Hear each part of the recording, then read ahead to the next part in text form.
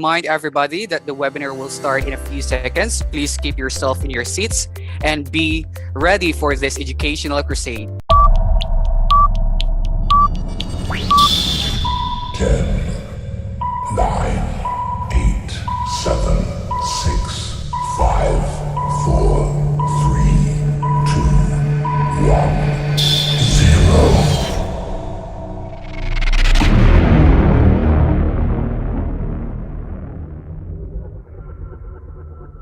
Good afternoon, everyone. I know that all of us are in high spirits right now. And to show that, can you give me your virtual likes and hearts? Okay, I can see that here from my end. And thank you so much, guys. You are indeed overflowing with excitement. So to formally start the program, please bow down your head for the prayer and pay respect to our Philippine national anthem afterwards.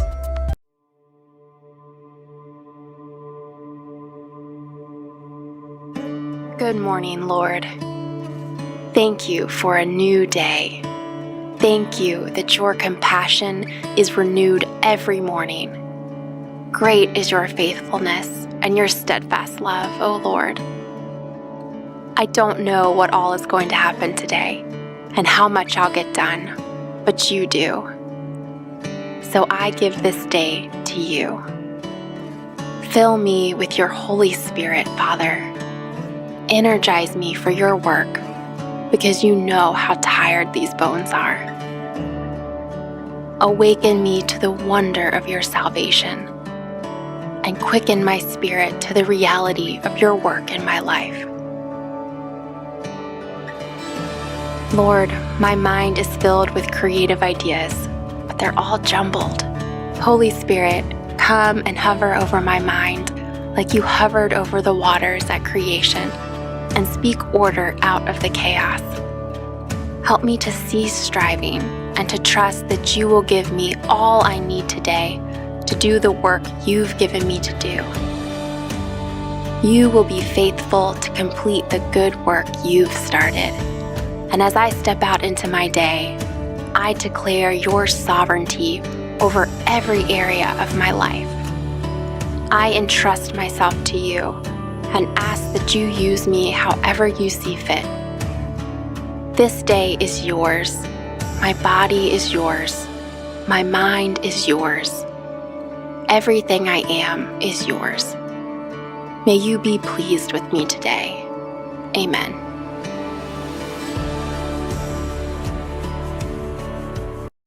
Mga kababayan, ang pambansang awit ng Pilipinas.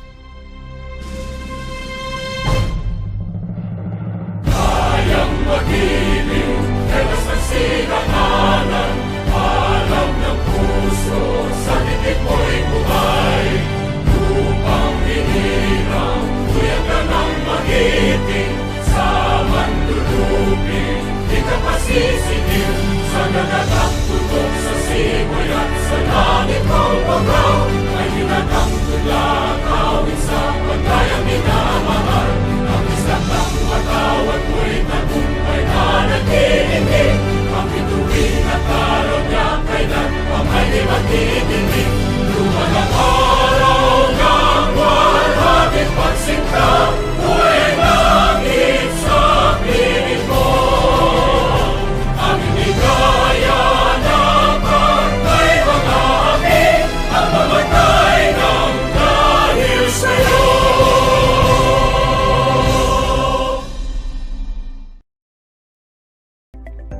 Good afternoon once again, ladies and gentlemen. Consider yourself as lucky as you are now part of this 51st Global Language Summit. Without prolonging the moment of waiting, allow me to introduce our moderator for today. She is an assistant professor in French and Francophone Studies within the newly forming European Languages and Transcultural Studies Department at the University of California, Los Angeles in July 2017. At Harvard, she was a visiting lecturer in theater, dance, and media, and a research associate in comparative literature from 2018 to 2019. She was previously a lecturer in comparative literature from 2017 to 2018 and a postdoctoral research associate at the Romance Languages and Literatures, or Visual and Environmental Studies departments at Harvard University. President of Speech Pathologist Therapies in London, please let us put our virtual hands together to Dr. Marian Cabrera. Thank you so much for having me here. I am so honored to be part of this event. Welcome everyone. Thank you all for finding time and visiting today's webinar. My name is Marian and I will be your moderator for today's event. Just a little housekeeping before we get started. If you have any questions during the presentation, please type them into the chat box.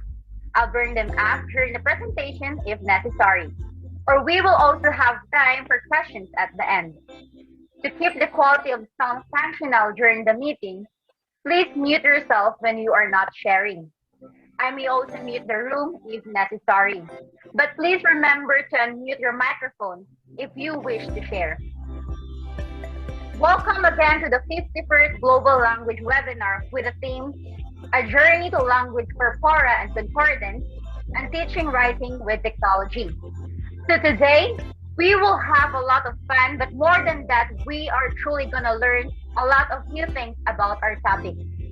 So please join us today, and I hope that you will enjoy the experience. But before anything else, I would like to introduce to you our panelists. He is a senior lecturer at the University of Brunei Darussalam, Brunei. He has previously taught at secondary and tertiary levels in Brunei, the UK, Malaysia, Australia, and Aotearoa, New Zealand. His research interests include language alternation online, Southeast Asian English, Borneo indigenous languages, and classroom discourse in multilingual contexts.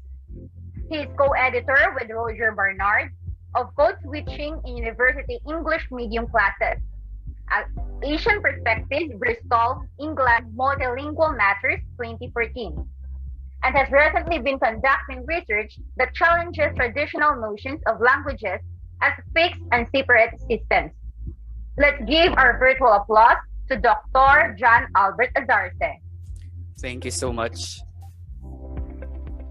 He is from University of Santo Tomas. He is representative of the Philippines for Global Language Webinar.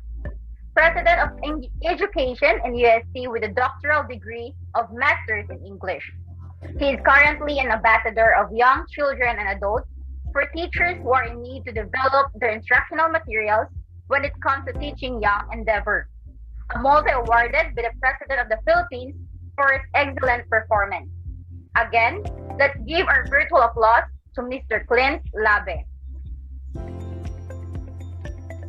Hello, everyone. Thank you so much for having me here. He is a fresh graduate and Bachelor of Secondary Education, major in English at Georgetown University in Washington, District of Columbia.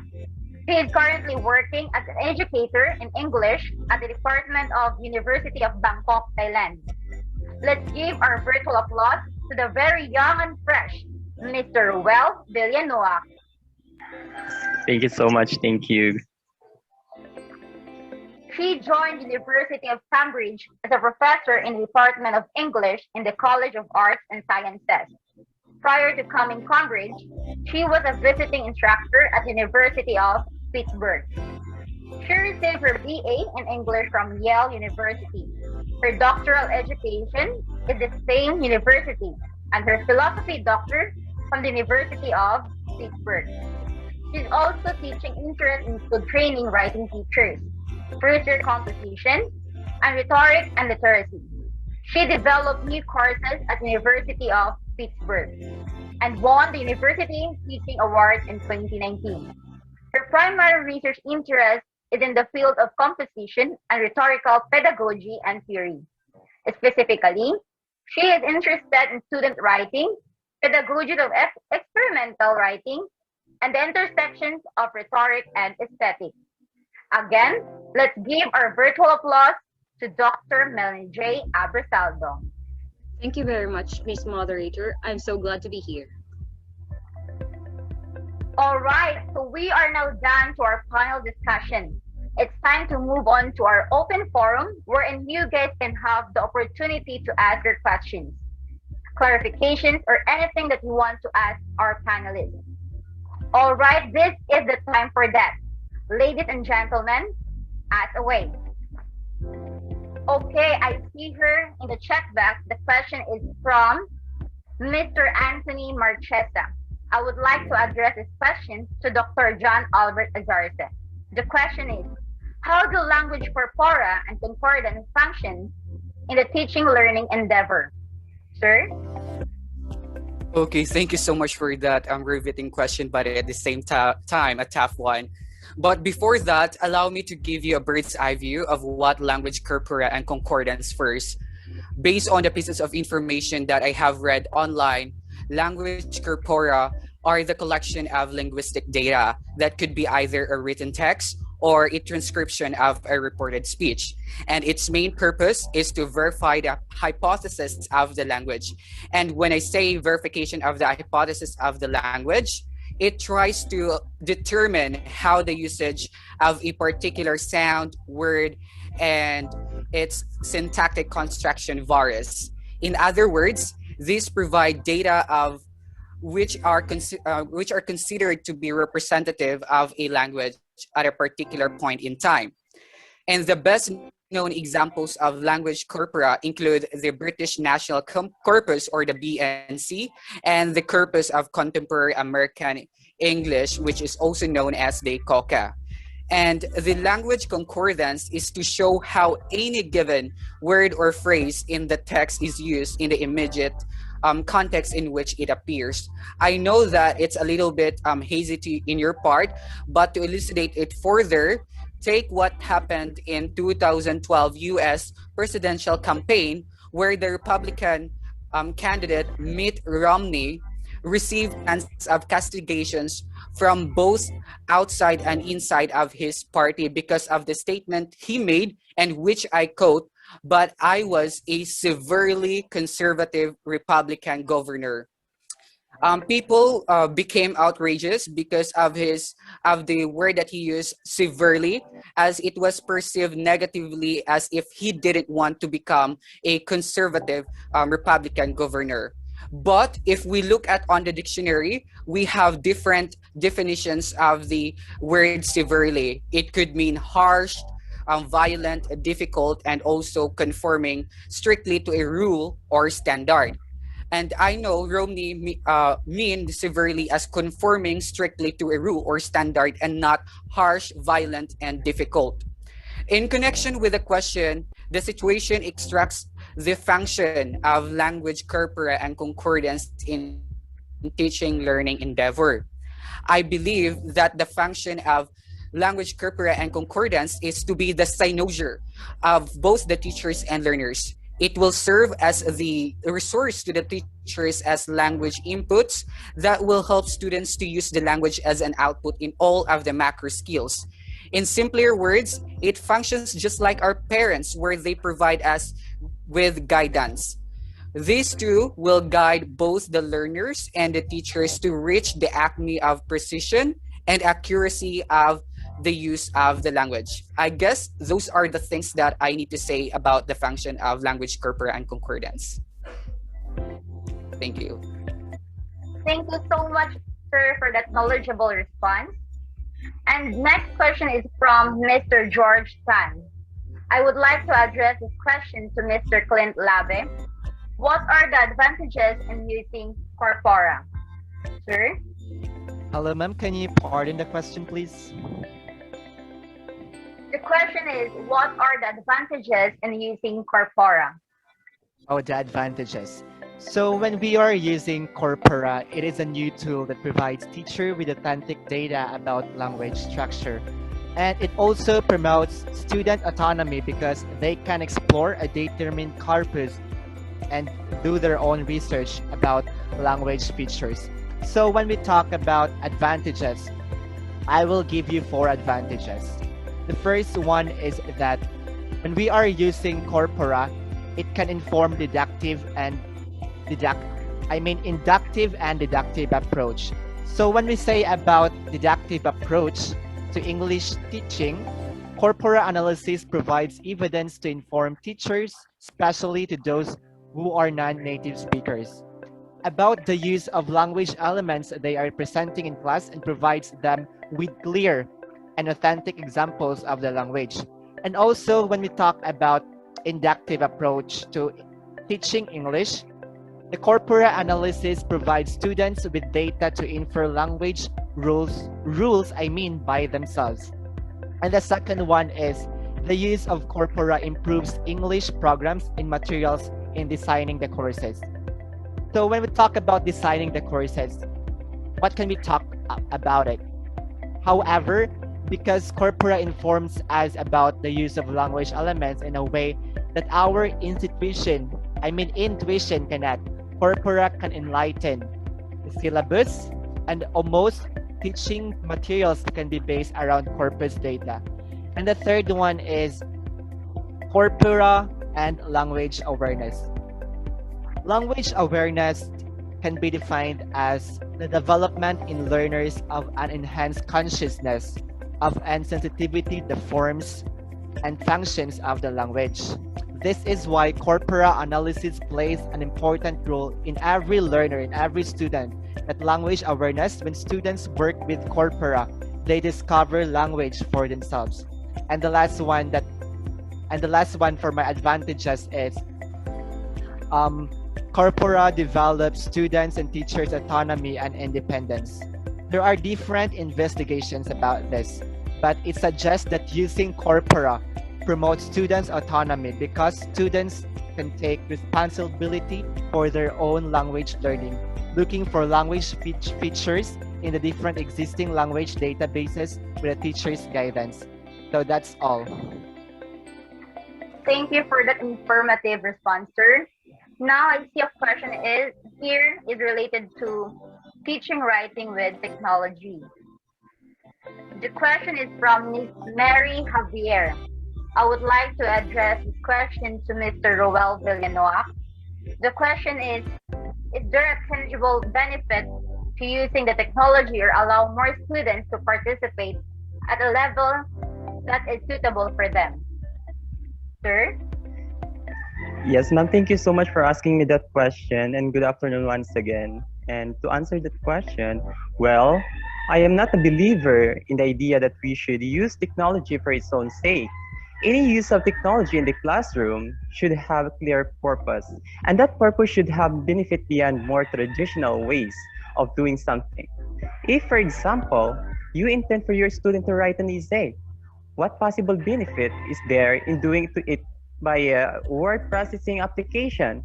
If like in the school where I currently teaching now, which is Bangkok, students still need to handwrite their final exams, then perhaps by preventing them from handwriting, we are actually doing our student a disservice. Of course, there are a lot of ways to step up to the traditional essay to make it more effective learning experience through the use of technology.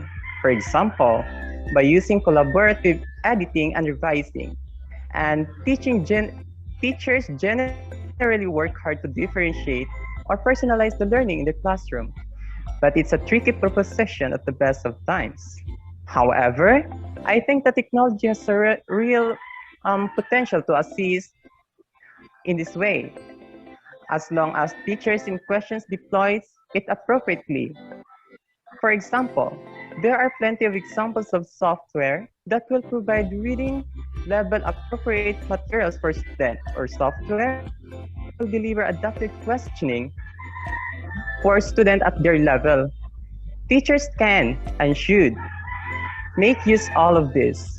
One of the great strengths and also risks of our connected world is that it allows student teachers, classroom, and even schools to communicate beyond walls of the classroom. So I believe that there are now many examples of the programs that link classrooms from around the world so that students can learn from each other. And we have to remember always that technology is very important and has the ability to enhance relationship between teachers and students. When teachers effectively integrate technology into subject areas, teachers grow into roles of advisor, content expert, and coach. Lastly, technology helps make teaching and learning more meaningful and fun. So that is all I can say. Thank you so much. Thank you, sir, for that response. I hope Ms. Mary that answer your question. Next question is from Miss Jane Lim. I would like to address this question to Dr. Melanie J. Abrasaldo. The question is, what are some ways that technology can aid for students to write effectively? Ma'am? Yes, thank you for that question. And again, good afternoon. So, as we all know, there are a variety of tech tools and methods out there for teaching writing that can make the process easier and more fun for both teachers and students as well. While not every high-tech way of teaching writing will work for every class or every student, of course, there's enough variety that there's bound to be something for everyone. So here are some of ways that technology can help teachers make their students' writing more effective. The first one is use automation. With many teachers trying to grade the work of 100 or more students, of course, that would be very difficult, if not impossible. So while budgets can't allow for teachers to take on a lighter class load, there are some high-tech solutions to the problem that can ensure that students get the help they need and that teachers aren't overburdened with grading. Increasingly complex and comprehensive programs are available to help students fix errors in the writing and can offer feedback during the writing process when it matters most. And then monitor and correct language mechanics. In addition to built-in support like autocorrect, apps and browser extensions like Grammarly are extremely useful in helping students identify errors in language, mechanics, and grammar usage. Provided these tools help students learn rules, increasing long-term language capacity rather than reducing their need to know them, it is hard to not see the benefit of this specific technology in writing. The next one is produced visual data and reporting. Writing-focused software is also available to help teachers keep an eye on students' progress as they produce a paper or complete an assignment. The next one is combined media forms. Today, there are hundreds of free multimedia tools out there for teachers to use in the classroom, many of which combine perfectly with writing assignments that challenge and engage students. Some teachers ask students to combine videos they've shot with poetry they've written or to write the scripts for short films. Others allow students to turn their stories into animations. The next one is let students collaborate and do so in a way that actually improves their writing. New technology makes it easier than ever for students to collaborate on just anything, including writing projects. Even free products like Google Drive allow students to work together on a project or to give each other feedback that can be useful in the writing process. The next is help students publish and promote their own ideas. So blogs force students to create writing that is geared toward a wider audience, which can give quite different results than asking students to craft an essay or a journal that will be read by the teachers alone. Then use social media to uncover a purpose for writing. So we all know that social media is very popular nowadays, but sadly many students hate writing because they find it boring and not particularly useful. So when they go to social media, they are encouraged to write. And then use model-based learning. Model-based learning is the process of extracting lessons and ideas from one thing in order to create and inform another. The last one is use virtual and augmented reality. How practical this is depends on your particular context. If you don't have access to a virtual reality setup, for example, it likely won't be of much use. But Google Cardboard and other alternatives have provided crude but perfectly usable virtual reality experiences for years. Further, augmented reality is available on most mobile devices, so it is easier for students to use. So that's all. Thank you very much for your time. Thank you for the another informative response, ma'am. I guess this is the last questions we have here. The question is from Mr. Patrick Santos. I would like to address this question to Dr. John Albert Azarce. As a piece of advice, how would you integrate language corpora and concordance with teaching writing through technology? Sir? Okay, I guess I would integrate it through the use of reflective video of its adverse effects to writing in specific due to insufficient knowledge of language corpora and concordance. Then it will be followed with a PowerPoint presentation that will provide key concepts, importance, and its role in writing. Having it done that way, the learners could build their reasons why do they need to consider precision and accuracy of their words and their audience when writing, as this will make them an effective and successful writer. But the best way to effectively integrate everything is to know better the primary pillars of these learning episodes. Who are they? They are the teachers, students, and your objectives, of course. We have to make sure that the teachers have enough knowledge with the subject matter as they are considered to be the dispensers of knowledge. And the students should be considered as well as they are the core of every curriculum and the heart of the learning episodes. And lastly, the objectives should be aligned when crafting instructional materials. And considering those, no doubt you can provide learners with excellent, engaging educational endeavor. I guess that's all. Thank you for that humble advice, sir, and I'm sure that can really help to everyone. Out of this moment of time, we will have the acknowledgement and which will be followed by the giving of certificates.